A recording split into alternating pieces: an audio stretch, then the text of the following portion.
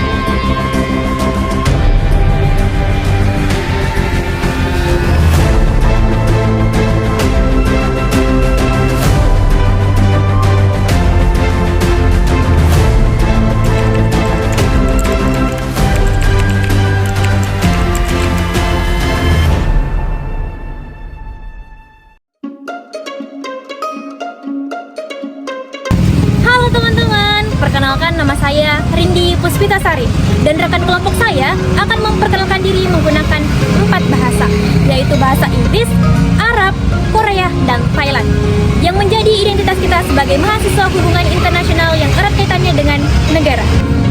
Hello guys, my name is Nur Aziza and My name is Nur Atifa Zahra. Bismillahirrahmanirrahim. Ismahuli anwarifakum ala nafsi. Bismillahirrahmanirrahim. Selfie Nur Alaminda. Bismillahirrahmanirrahim. Sri Hati-Hati.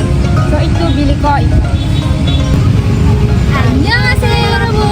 저는 고등원 살입니다. 제 친구는 저는 벨라사입니다. 안녕.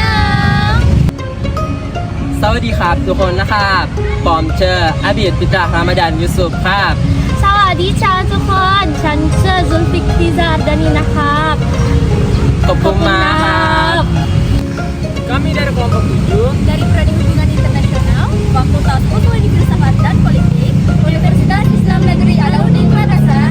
Kami akan membahas tentang rational choice dan institusionalisme baru. Penjelasan terakhir akan dibahas pada video selanjutnya. Selamat menyaksikan. Pada pembahasan kali ini, kami akan membahas mengenai apa itu pendekatan pilihan rasional atau rational choice dan membahas apa itu pendekatan institusionalisme baru.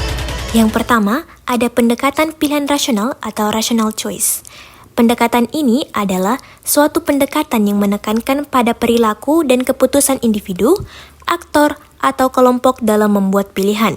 Pendekatan ini menganggap bahwa individu dan kelompok memiliki tujuan dan preferensi yang jelas, sehingga mereka membuat pilihan yang rasional untuk mencapai tujuan tersebut. Selanjutnya, poin kedua, awal munculnya pilihan rasional. Pendekatan ini muncul dan berkembang belakangan sesudah pertentangan antara pendekatan-pendekatan yang dibicarakan di atas, mencapai semacam konsensus yang menunjukkan adanya pluralitas dalam bermacam-macam pandangan. Ia juga lahir dalam dunia yang bebas dari peperangan besar selama hampir 4 dekade, di mana seluruh dunia berlomba-lomba membangun ekonomi negaranya. Berbagai negara baru menyusun rencana-rencana pembangunan, sedangkan beberapa negara kaya turut membantu melalui bermacam-macam organisasi internasional atau secara bilateral. Yang ketiga, pengikut atau penganut rational choice. Pengikut pendekatan ini menimbulkan kejutan karena mencanangkan bahwa mereka telah meningkatkan ilmu politik menjadi suatu ilmu yang benar-benar sains. Dikatakan bahwa manusia politik atau homo politicus sudah menuju ke arah manusia ekonomi atau homo economicus karena melihat adanya kaitan erat antara faktor politik dan ekonomi, terutama dalam penentuan kebijakan publik. Mereka percaya bahwa kita dapat meramalkan perilaku manusia dengan mengetahui kepentingan-kepentingan dari aktor yang bersangkutan. Involved, yaitu para penganut membuat simplifikasi yang radikal dan memakai model matematika untuk menjelaskan dan menafsirkan gejala-gejala politik. Yang keempat, ada substansi dasar. Substansi dasar dari doktrin ini telah dirumuskan oleh James Birrell sebagai 3 substansi, yaitu yang pertama, Tindakan manusia atau human action pada dasarnya adalah instrumen, dalam artinya alat bantu, agar perilaku manusia dapat dijelaskan sebagai usaha untuk mencapai suatu tujuan yang sedikit banyak jarak jauh untuk manusia atau untuk kesatuan yang lebih besar. Tujuan atau nilai tersusun secara hierarkis yang mencerminkan preferensinya mengenai apa yang diinginkan atau diperlukannya. Hierarki preferensi ini relatif stabil. Yang kedua, para aktor merumuskan perilakunya melalui perhitungan rasional mengenai aksi mana yang akan memaksimalkan keuntungannya. Informasi relevan yang dimiliki oleh aktor sangat memengaruhi hasil dari perhitungannya. Yang ketiga, ada proses sosial berskala besar, termasuk hal-hal seperti ratings institusi dan praktik-praktik merupakan hasil dari kalkulasi seperti itu, mungkin akibat dari pilihan kedua, pilihan ketiga, atau pilihan N yang perlu diacak. Selanjutnya, poin kelima, pengaplikasian pilihan rasional. Aplikasi teori ini sangat kompleks.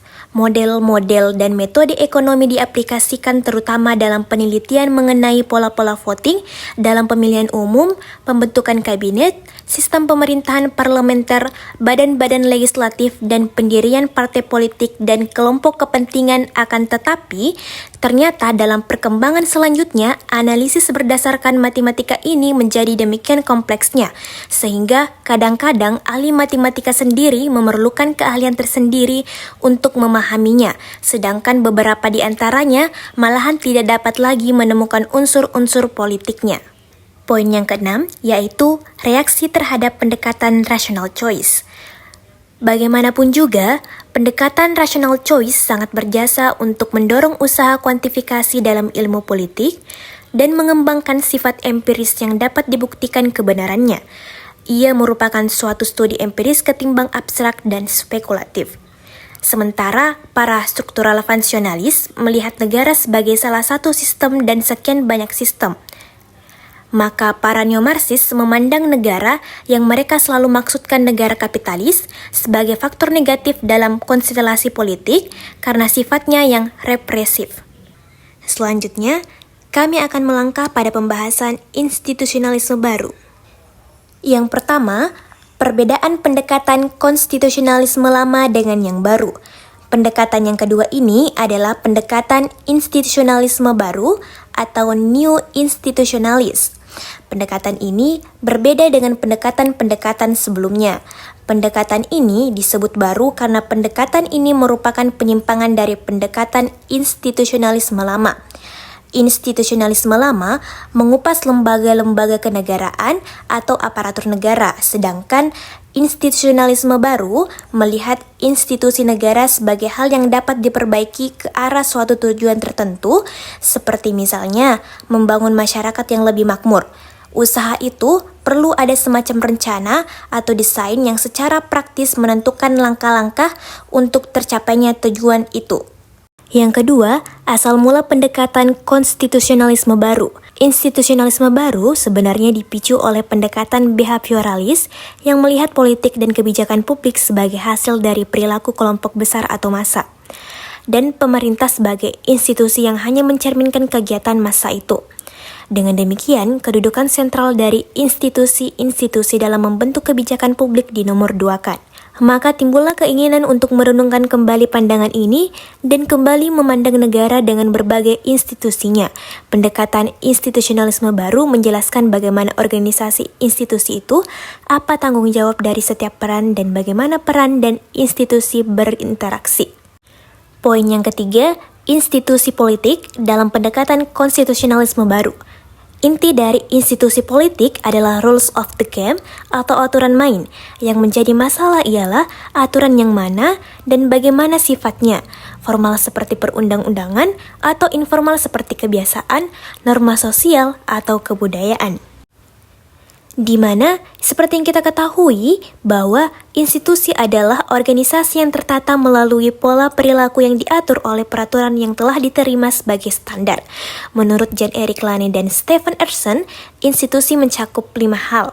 Yang pertama ada struktur fisik, Yang kedua, ada struktur demografis. Yang ketiga, ada perkembangan historis. Yang keempat, ada jaringan pribadi. Dan yang kelima, ada struktur sementara, yaitu keputusan-keputusan sementara. Poin yang keempat, awal mula institusi dalam masyarakat menurut institusionalisme baru. Institusi muncul di dalam masyarakat karena manusia menyadari adanya kepentingan bersama antar setiap warga, seperti misalnya memiliki seperangkat undang-undang, dan itu mulai ada pada masa Yunani kuno, kurang lebih 500 sebelum Masehi, baik Athena atau Draco maupun Sparta atau Lycurgus. Mempunyai lawgivers untuk mengatur kehidupan mereka. Oleh karena itu, timbullah bermacam-macam institusi politik seperti parlemen, konstitusi, pemerintah, birokrasi, sistem politik, sistem peradilan, civil society, dan sebagainya. Poin yang kelima, kekuasaan institusi dalam pendekatan institusionalisme baru. Institusi yang memengaruhi dan menentukan cara para aktor mencapai tujuannya. Institusi menentukan aturan seperti siapa aktor yang sah, berapa jumlah aktor, dan siapa yang menentukan tindakan. Institusi juga mempunyai kekuasaan menentukan bentuk dan sifat dari perilaku para aktor. Poin yang keenam, ada inti dari institusionalisme baru. Inti dari institusionalisme baru dirumuskan oleh Robert E. Godin sebagai berikut. Yang pertama, aktor dan kelompok melaksanakan proyeknya dalam satu konteks yang dibatasi secara kolektif. Yang kedua, pembatasan-pembatasan itu terdiri dari institusi-institusi, yaitu A. Dalam kelompok sosial sudah berkembang pola norma dan pola peran. B. Peran itu dipegang oleh perilaku mereka yang berubah terus-menerus dan secara sosial ditentukan. Poin yang ketiga, ada keuntungan didapatkan dari pembatasan ini baik secara individu maupun kelompok dalam proyek masing-masing. Poin yang keempat, penyebabnya karena faktor-faktor yang membatasi kegiatan individu dan kelompok juga memengaruhi pembentukan kecenderungan dan motivasi dari aktor dan kelompok. Poin yang kelima, akar historis dari pembatasan ini menjadi peninggalan dari tindakan dan pilihan masa lalu. Yang keenam, perbedaan peluang dan kekuatan dari individu dan kelompok diwujudkan, dipelihara, dan diberikan dari pembatasan-pembatasan ini. Poin ketujuh atau poin terakhir yaitu pokok masalah dalam institusionalisme baru. Bagi penganut institusionalisme baru, pokok masalah ialah bagaimana membentuk institusi yang dapat menghimpun secara efektif sebanyak mungkin preferensi dari para aktor untuk menentukan kepentingan kolektif dari perilaku para aktor. Mungkin itulah tadi pembahasan mengenai rational choice dan institusionalisme baru. This scene feels like what I once saw on a screen. I searched aurora borealis green. I've never seen someone lit from within. Itulah tadi video dari kami. Semoga dapat bermanfaat bagi kami dan juga orang lain. Jangan lupa like, comment, share, dan subscribe. Akhir kata, Wassalam.